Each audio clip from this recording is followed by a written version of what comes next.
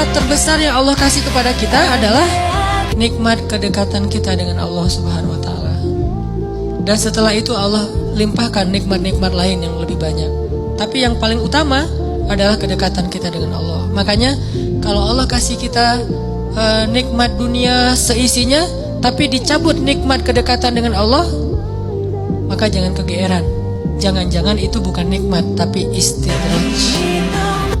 Yang harus kita syukuri bukan kita pernah nakal. Yang harus kita syukuri, kita pernah nakal tapi Allah masih kasih kita kesempatan. Itu yang kita syukuri, kesempatan tuh. Sampai akhirnya kita bisa berhijrah, Allah kasih hidayah, itu yang kita syukuri. Alam yajidaka yatiman fa'awa wa wajadaka dhallan dhal. Kenapa dhal itu kayak panjang bacanya?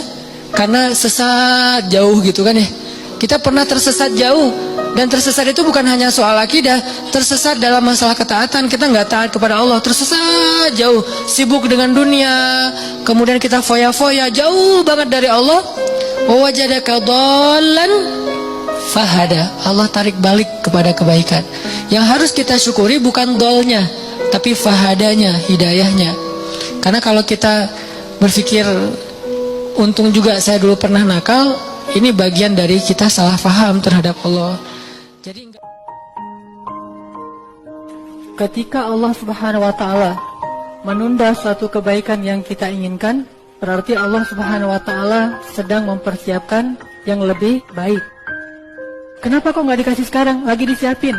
Saya minta sekarang, tapi kalau kamu minta sekarang, jadinya ya seadanya gitu. Tapi kalau misalnya kamu mau sabar dikit, mungkin disuruh tunggu beberapa waktu lagi, Allah akan mempersiapkan seistimewa mungkin. Jadi siapapun yang punya masalah, maka solusinya adalah sholat subuh. Siapapun yang punya hajat, maka kuncinya adalah sholat subuh. Siapapun yang punya mimpi, maka untuk mewujudkan mimpinya adalah sholat subuh. Siapapun yang ingin menjadikan keajaiban itu nyata, maka menyatakan keajaiban itu adalah dengan sholat subuh. Siapa yang pengen melihat mukjizat dalam hidupnya, sholat subuh. Setiap kali kita punya masalah, pertama yang harus kita tanya, jangan-jangan saya nih ada masalah sama Allah. Dan itu yang selalu saya lakukan. Kalau saya punya masalah, saya langsung tanya, nih kayaknya ada yang gak benar nih saya sama Allah. Mungkin sholatnya kurang khusyuk, mungkin beberapa kali jadi gak sholat di masjid karena sibuk, atau karena ketiduran, karena apa. Kalau misalnya dia tahajud, terus tiba-tiba beberapa malam ini dia gak tahajud, akhirnya Allah kasih musibah mancing biar dia tahajud lagi. Kebiasaan dia tilawah 1 juz, tiba-tiba beberapa hari ini cuma beberapa lembar, Allah kasih masalah. Pokoknya kalau kita dapat masalah, yang pertama harus kita evaluasi hubungan kita dengan Allah. Allah berfirman kepada orang-orang yang banyak dosa seperti kita, yang pernah berzina, yang pernah minum khamar, yang mungkin pernah membunuh, yang pernah makan riba, yang pernah melakukan dosa diam-diam, yang banyak dosa, yang kotor, hina, dina.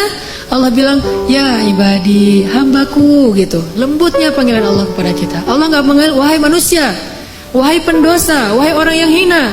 Enggak, Allah bilang, qul ya ibadiyalladzina asrafu ala anfusihim. Bilang kepada hamba-hambaku yang banyak dosa. Tapi Allah gak bilang yang banyak dosa, yang melampaui batas terhadap dirinya. Lembut sekali bahasa Allah. Udah banyak dosa, Allah masih memanggil kita hamba. Bahkan ketika kita melakukan dosa, diam-diam di malam hari, tidak ada yang melihat kecuali Allah, kemudian cuma satu malaikat yang mencatat. Allah Subhanahu wa taala berbisik kepada malaikat itu, jangan catat dulu, mungkin besok dia akan bertobat. Dan jangan kabarkan ini kepada malaikat yang lain. Allah kalau kita buat dosa diam-diam, Allah tutupi aib kita, nggak mau ngasih tahu kepada yang lain. Tapi begitu kita taubat, Allah langsung mengatakan, wahai para malaikat, lihat hambaku itu, dia bertaubat. Giliran kita beramal soleh, Allah umumkan. Giliran kita buat dosa, Allah diam aja. Malaikat mau catat, wahai malaikat tunggu dulu ya, besok dia mau bertobat mungkin.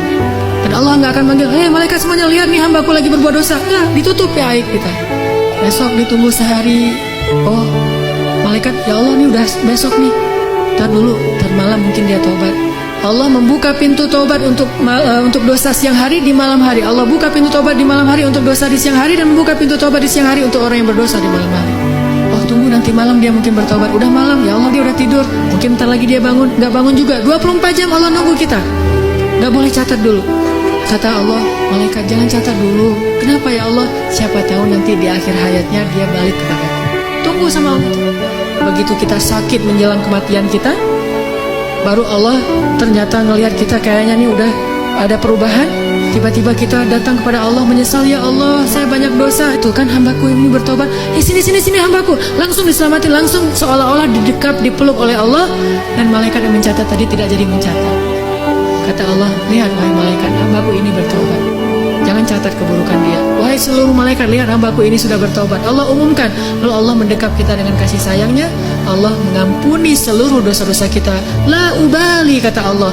Wahai hamba-hambaku, jika kalian datang kepadaku meminta ampun, padahal kalian memiliki dosa sebanyak langit dan bumi, akan aku ampunkan dosa kalian semuanya. Wala ubali, dan aku tidak peduli sebanyak apa dosa itu.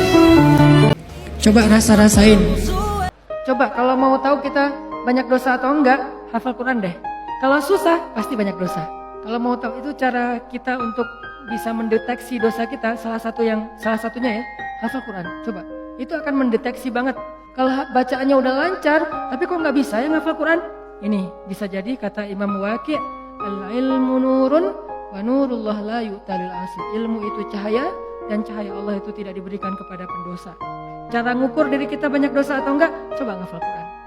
Allah seolah-olah ngomong ke kita gini teman-teman, hambaku yang ngerasa sendiri setelah di grup diabaikan, hambaku yang ngerasa sendiri setelah di dalam kantor nggak ada yang mau sepakat sama dia, hambaku yang merasa sendiri setelah dicuekin, setelah ditinggalin, setelah diputusin, setelah ditutup pintu nggak mau dibukain, setelah di reject, setelah nggak di read WA-nya. Kamu kalau ngerasa sepi, nggak usah khawatir.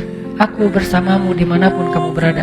Wa huwa ma'akum aina ma kuntum. Ma wadda'aka rabbuka wa ma qala. Manusia mungkin bisa ninggalin kamu, tapi aku enggak. Manusia mungkin bisa benci sama kamu, tapi aku enggak. Manusia mungkin bisa ilfil sama kamu, tapi aku enggak. Manusia mungkin bisa dendam sama kamu, tapi aku enggak. Manusia mungkin bisa mengecewakan kamu, tapi aku enggak, wahai hambaku. Jadi Allah lagi memperkenalkan, itulah manusia. Kalau Allah enggak kayak gitu. Ma wadda'aka rabbuka wa ma qala.